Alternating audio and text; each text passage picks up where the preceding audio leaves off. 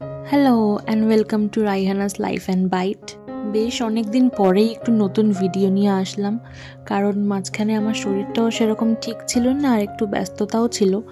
আসলে আমি যে বাচ্চাদেরকে পড়াই তাদের এই উইক থেকেই আর কি এক্সাম শুরু হয়ে যাচ্ছে সবার, তো ওদের একটু এক্সামের প্রেশার আছে, ওদের সঙ্গে সঙ্গে তো আমারও প্রেশার আছে ওদের এক্সামের, ওদের টেস্ট নেওয়া দেওয়া এই সব করতে করতে একটু ব্যস্ততা ছিল আর শরীরটা তো তেমন ভালো ছিল না।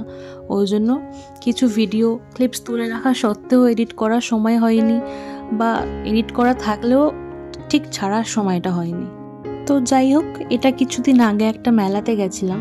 অ্যাকচুয়ালি মেলাটা আমাদের বাড়ির থেকে খুব কাছে না হলেও আর খুব দূরেও না, পার্ক সার্কাসের ওখানে বিশাল বড় একটা মেলা বসেছিল। তো আমি আকাশকে বলেছিলাম, তো ও বলেছিল হ্যাঁ ঠিক আছে নিয়ে যাবে। তো ওর সঙ্গে একটু সন্ধ্যায় বেরিয়ে পড়েছিলাম।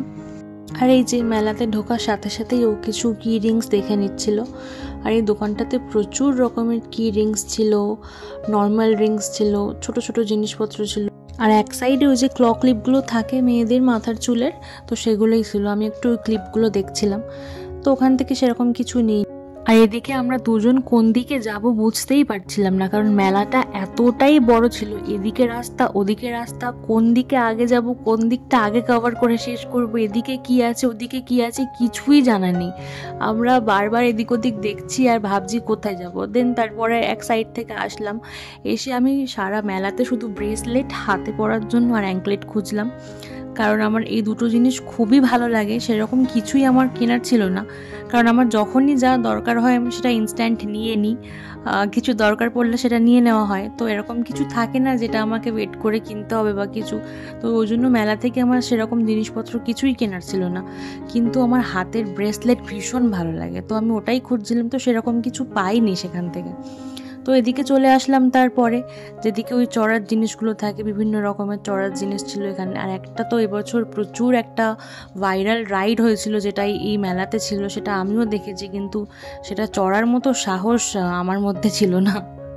তারপর এই দোকানটা থেকে আমরা কিছু পার্স দেখছিলাম, আমি নিজের জন্য একটু দেখছিলাম, কিন্তু সেরকম কিছু আমার পছন্দ হয়নি এখান থেকে।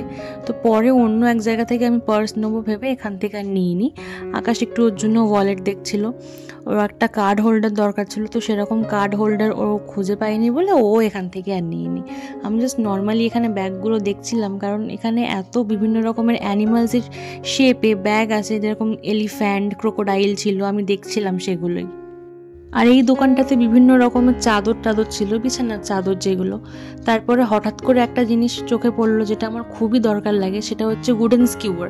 আমি বাড়িতে সবসময় চিকেন কাবাব বানাই, তো ওর জন্য আমার উডেন স্কিউয়ার খুবই দরকার লাগে। তো এখানে পেয়েছি, আমি খুব কম দামেই পেয়েছি, মাত্র 20 টাকা করে প্যাকেট নিয়েছে, আমি সেটাই নিয়ে নিয়েছি এখান থেকে। তারপরে ওই যে ভাইরাল রাইডটা দেখব বলে আমরা রাইডের দিকে চলে এসেছি। এখানে বিভিন্ন রকমের ফার্স্টে বাচ্চাদের রাইড ছিল, সাইডে নাগরদোলা ছিল, ওদিকে ওই ড্র্যাগনটা ছিল, আর একটা কি রাইড ওটা গোল গোল ঘুরছে জানি না, এটা তো ওয়াটার বেলুনের একটা রাইড ছিল, যেটা শুধু বাচ্চাদের অ্যালাউ ছিল। আমার তো দেখে ভীষণই ইচ্ছা হচ্ছিল, তারপরে কাকুটা বললো না এটা শুধু বাচ্চাদের জন্য। আর এই যে এসে গেছি সেই ভয়ানক রাইডটার কাছে, যেটা দেখে তো মানে আমার অবস্থা খারাপই খারাপ। আকাশ আমাকে বারবার বলছিল তুমি চড়ো না, এটা তুমি চড়ো না। মানে না, আমি পারবো না, আমার দ্বারা চড়ে সম্ভব না, আমার উঠলে আরও শরীর টরীর খারাপ হয়ে যাবে এতে। আমি তো নিচে দাঁড়িয়ে দেখে অবাক যে মানুষ এটা কিভাবে চড়ছে, এত মানে এটা এত এখানে বোঝা যাচ্ছে না, কিন্তু যারা চড়ছিল তারা এত পরিমাণ চিৎকার করছিল, সারা মেলার ভিড়টা ওখানেই লেগে গেছিলো ওদেরকে দেখবে বলে। আর আমিও লিটারেলি ওদেরকেই দেখে যাচ্ছিলাম যে ওরা কীভাবে এই জিনিসটা চড়ছে। আমি হলে আমার কি হতো আমি নিজেই জানি না। ওটা দেখেই আমার কিরকম শরীর খারাপ হতে শুরু করলো, তাই আমি বললাম চলো এদিক থেকে চলো, এবার একটু অন্যদিকে যাই, বেরোই, কিছু খাওয়া দাওয়া করি। টুকটাক কিছু কেনাকাটি করেছি, যেরকম ব্লেন্ডার, হাতে একটা ব্রেসলেট নিয়েছিলাম আমি। অ্যাঙ্কলেট আমি কোথাও খুঁজে পাইনি, ওই জন্য অ্যাঙ্কলেটটা আমার নেওয়া হয়নি। আর একটাই ব্রেসলেট পছন্দ হয়েছিল, তাই জন্য আমি একটু ব্রেসলেট নিয়েছিলাম, একটা দুটো ক্লিপ নিয়েছিলাম, আরও এটা সেটা নিয়েছিলাম। আমার মায়ের জন্য একটা দুল নিয়েছিলাম, আমার একটা আংটি নিয়েছিলাম, এগুলো নিয়েছিলাম। তারপর এদিকে অন্য একটা সাইডে চলে এসেছি আমরা। এই মেলাটার এক সাইডে একটা বিরাট বড় স্টল বসেছিল, যেখানে বিভিন্ন রকমের ঘরের জিনিসপত্র, জামা কাপড়, কার্পেট, আসবাবপত্র, নর্মাল হাতে গড়া জিনিস, তারপরে যে কাঠের জুয়েলারিগুলো হয়, ক্লে জুয়েলারিগুলো হয়, সেগুলো ছিল। ছোটোখাটো 10 টাকার আইটেম ছিল, 20 টাকার আইটেম ছিল। এই বিভিন্ন রকমের হাতে করার জিনিস, যেগুলো ওই কাঁথা স্টিচ না কিছু একটা সামথিং করে, সেগুলো ছিল। জুতোর দোকান ছিল, মোবাইলের ব্যাক কভার ছিল। আমরা এখানে কিছু মোবাইলের ব্যাক কভারও দেখেছি, কিন্তু আমার মোবাইলের সঙ্গে সেটা যায়নি বলে সেটা আর নেওয়া হয়নি এখান থেকে। আমি তো যা দেখলাম এই মেলাটাতে এরকম কিছুই নেই, মানে যেটা নেই এখানে সব কিছুই আছে।